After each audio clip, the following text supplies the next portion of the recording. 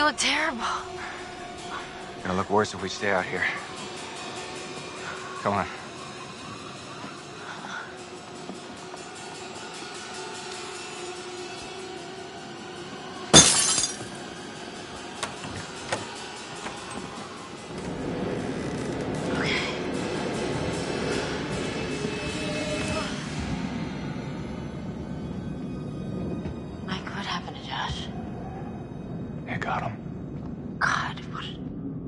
beautiful way to go.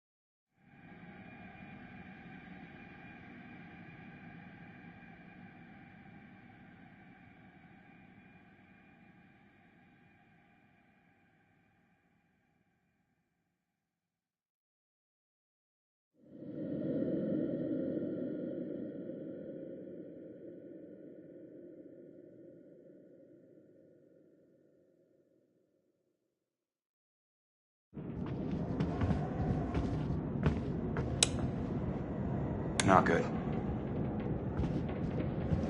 What do you think we should do? We should check the basement.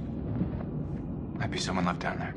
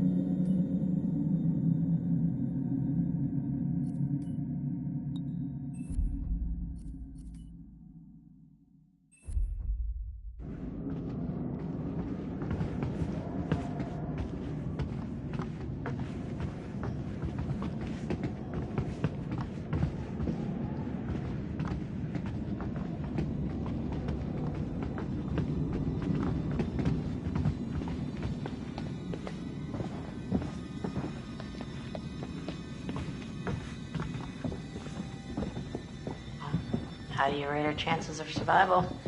I'm trying not to think about it. Oh my God! Oh shit!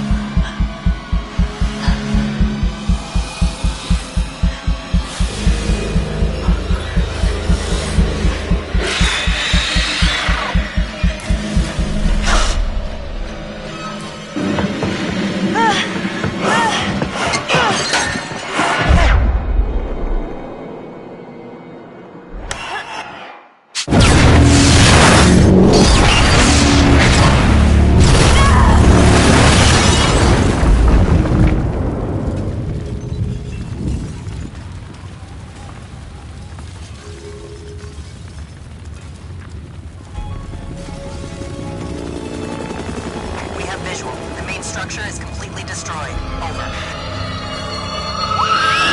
Hold on. I'm seeing something. It looks like there are survivors. Let's pick them up.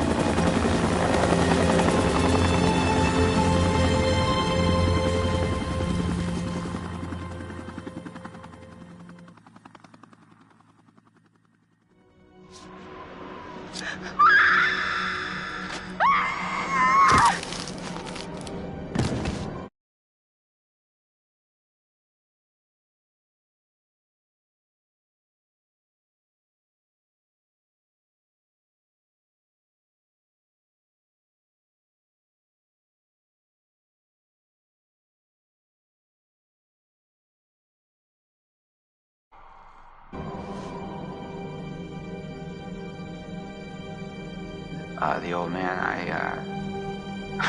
don't know how to describe him. I mean... You said you thought he was stalking you at first. Did anyone else in your group think that? Well, yeah. Is it possible they could have killed him? What? No. No, you don't understand. Don't you understand? If he attacked you. He saved my life. And I watched him die. I heard Jessica. I don't know how or why she was down there, but I know I heard her. You bringing in Meat Brain next? Gonna kick him around a bit for me? I'm sorry? Meat Brain, Mr. Muscle Brawn, Matt the Incredible Sulk. Is there something we need to know? Oh, no, nothing important except, you know, how he basically left me to die up on a freaking tumbling tower like a world-class douche nozzle? I was right there, and I could have done something. I tried to do something. It wasn't good enough. How did you end up in the mines? I was carried and taken and... What did you see? I don't know. I don't know. He was out of his fucking mind. He wanted to hurt us. Okay? And I thought he was the one who attacked Jess. I thought we were close. After his sisters disappeared, he'd come and talk to me. He said I was the only one who understood him. I thought we had a connection. If you need someone to talk to, I'm fine. sometimes, after a traumatic experience, I said I'm fine. I stabbed him and I tried to get away, but I didn't know. I swear I didn't know. Didn't know? Who did you stab? Oh, I stabbed the maniac. I didn't know it was Josh, but then he was the psycho, and how was I supposed to know Josh had all this sauce and the gun and oh my god. your friend Ashley, she told us she tried to help you. She said she heard you calling out. Not me. Mike. What do you remember? He came for me. He did. Came for you? Where is he? Did he make it? You need to listen to me. I don't care if you believe me or not. Doesn't matter because you will. You need to go down to the mines. What's in the mines, Sam? I've seen what's down there, and I'd give anything to unsee it.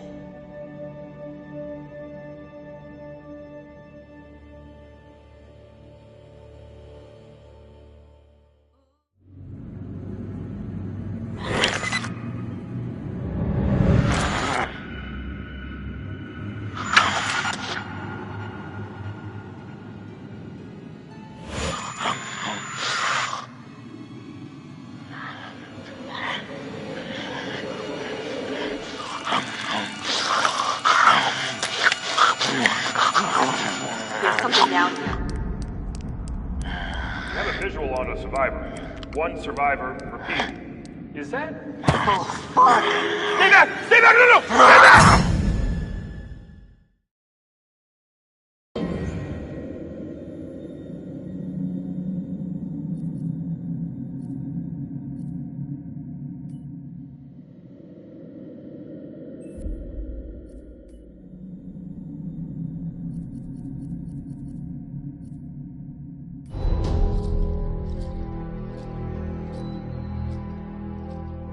Move over there. Go on, move.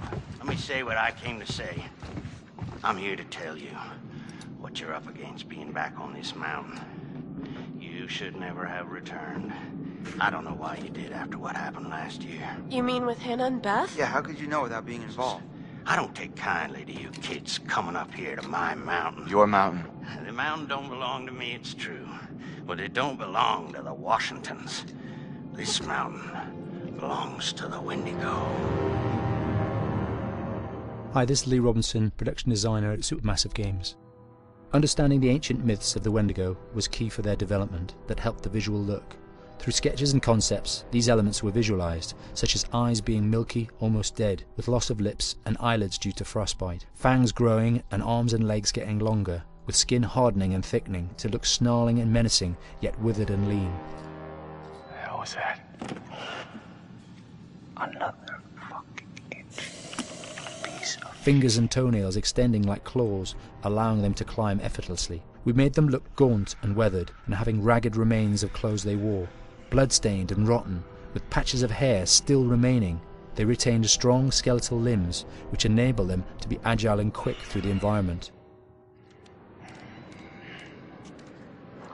Where are you? My name is Jamie Gallipo, Animation Director at Supermassive.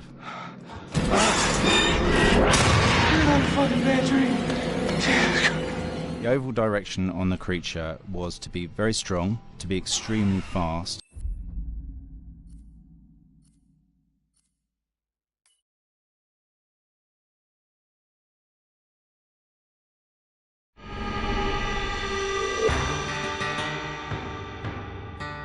America's Northwoods border region. Within this land of 10,000 lakes and miles of dense timber, a hideous creature is believed to lurk. The Northwoods is probably one of the last frontiers in America. There's still a lot of places in this area that hasn't been set foot by man. Monsters and mysteries exist here because it is remote. Up in the Northwoods, winters are long. In times of biting cold and isolation, a devouring monster is believed to come forth. It's terrorized native people for generations. Growing up, I was told, like, don't go outside, the Wendigo will get you.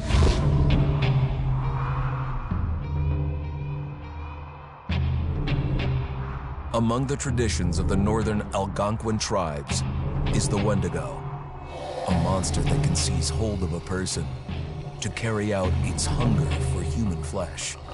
Many Native Americans fear even talking about this Wendigo, and even the mention of the name will let the Wendigo find out where you are, and it will open you up to be possessed by this Wendigo. The most famous case of a Wendigo possession took place in 1879. In the deep woods outside of Edmonton, Alberta. Swift Runner, a Cree Indian, was a trapper and a guide. He had left town the previous autumn with his wife, 6 children, and his mother.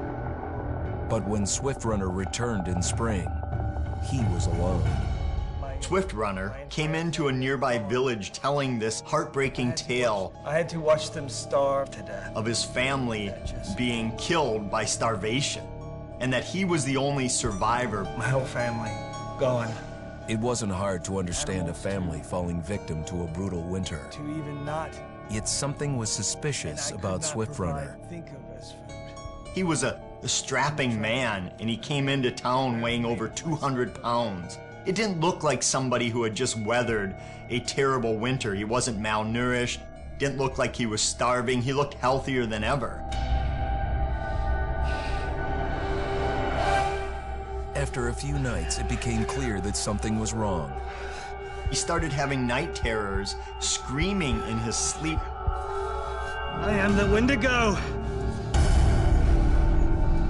Villagers alerted the police. Swift Runner actually guided them back to his winter cabin. When they got there, that's when they saw the true horror.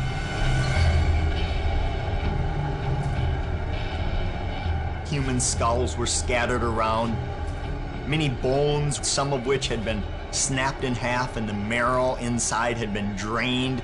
They had never seen anything like it. Swift Runner had killed his entire family, shooting them, hitting them with an axe, strangling, and then eating most of their bodies.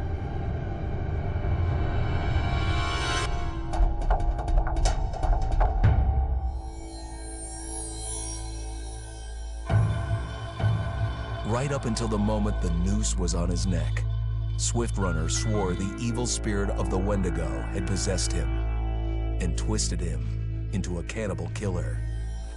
When he was on the gallows, Swift Runner himself said, "I am no longer a man."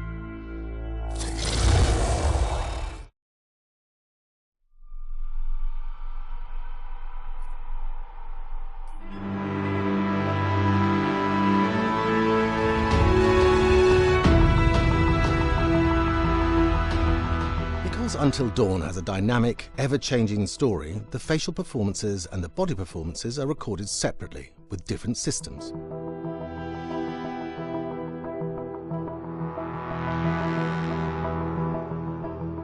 With the body capture, we use reflective bead suits and an infrared camera matrix system that drives the CG bone hierarchies in our character models. These performances cover everything from character locomotion, scene-specific performances and stunt work, most of which was recorded at studios in Pinewood and Shepperton, near London. Anna! Hello? Combining all the elements seamlessly in the final game becomes a formidable editing and logistical task. Every variation, both physical and emotional, must be combined in these multi-edits. Scaffolding props have to stand in for the sets, because the hundreds of infrared cameras have to be able to see all of the reflective beads on the actor.